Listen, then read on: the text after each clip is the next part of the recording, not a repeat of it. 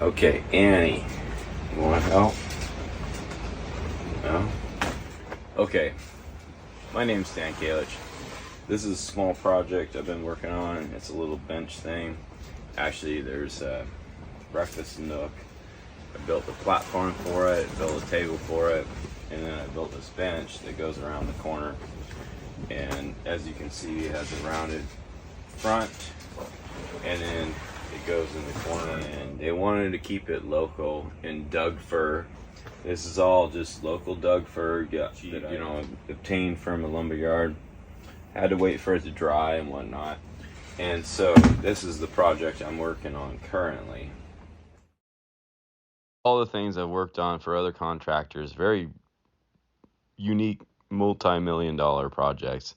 And then all the projects I had done as a contractor myself. And afterwards, the Dorsch project stands out as the biggest challenge I've ever faced. Every part of it was a logistical challenge, but it ended up in a beautiful solution. As I was walking up the driveway the first day I met the customers, there were a couple things that stood out. First of all, the beautiful valley. Second of all, they were standing under a really dilapidated big pole barn, but the roof had been caving in and there was junk inside and it was all soaking wet. And then the other thing is the small little house that they were standing next to. I met with them and they told me they wanted to tear down the barn and rebuild it and then have some studio space above the garage area. They wanted to build into the side of the hill and maybe a two-story addition. They were concerned about how to tie it in with the old house. And also they were concerned about making it not look like a hobbit hole on the inside. And also concerned about making sure that the hill did not cave in against the house. The dream team. There's the three of us together. There's me, my oldest son Cameron, and my second oldest Jonas. Yeah, we built this house together. It was fun collaborating with them on this project. Shingles are a very ubiquitous part of life here in the Pacific Northwest, especially in Grays Harbor County. I'm actually friends with several shake block cutters, that's what they call them, or cedar salvage men. They go out in the woods after a logging crew has already logged a certain area, and they give a bid and they salvage the old growth cedar that's usually, down on the ground and buried sometimes. And then they cut it into blocks, and they sometimes have to have a helicopter fly the blocks out and then take them to the shake mill. And the shake mill either saws them into shingles on both sides. They saw both sides for shingles. Or they saw one side and then split the two, and then that makes a shake. Very little about the exterior of the house looks as it did in the original plans. We had a basic idea and we had the architect draw up that idea, but we hadn't finished any of the details around the windows, the soffit fascia details, the colors, even the siding. We hadn't figured that out yet. There were no arches, no columns, and we hadn't even figured out the entry, like what we were going to do at all. So basically what you see on the exterior, the rough outline of the house was part of the plan, but every detail was just part of the process. It was a matter of the customer and I working together, asking what they wanted, what they needed, and I would show them a vision of what I had, and this is the final result.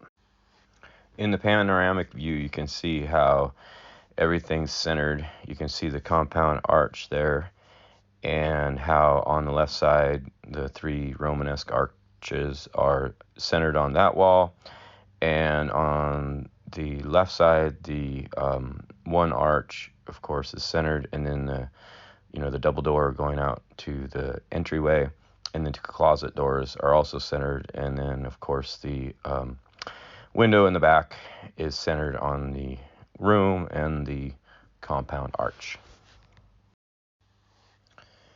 This is kind of the reverse view of my vision. I was picturing all these curves looking down from centered on that chandelier, but this is looking up from the floor, and you can see the recurve balcony area above. You can see the spiral staircase, of course, the handmade stair treads, and then that recurved wall that goes towards that closet.